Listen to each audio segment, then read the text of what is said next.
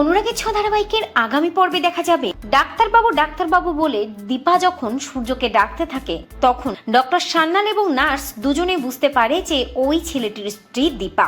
কিন্তু ঘরের দরজা খুলেই সূর্যকে না দেখে দীপা বুঝতে পারে ভয়ঙ্কর বিপদে পড়েছে সূর্য।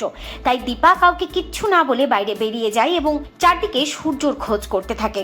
দীপা ছুটতে ছুটতে দেখে রাস্তায় একটা জায়গায় সূর্যর মাথার ব্যান্ডেজ খুলে পড়ে আছে, যেটা দেখে দীপা বুঝতে পারে এই জায়গাটার আশেপাশে আছে ডাক্তারবাবু।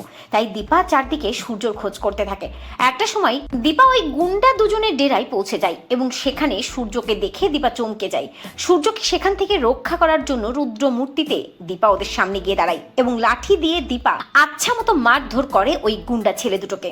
একটা সময় দীপা হাতে ছুরি তুলে নেয় এবং রুদ্র মূর্তিতে ওই গুন্ডাদের সামনে দাঁড়িয়ে আসল কালপিটের নাম জানতে চায়। ছেলে দুটো প্রচন্ড ভয় পেয়ে গিয়ে দীপার কাছে ইরার নাম ফাঁস করে। শুনেই চমকে যায় দীপা, বুঝতে পারে দীপা যে তাহলে সবকিছুর পেছনে ওই ইরাই রয়েছে। তো বন্ধুরা, তোমরা এটাই চাও তো যে এভাবেই যেন আসল কালপিটের নাম দীপা জানতে পারে? কমেন্ট করে জানাতে ভুলো না।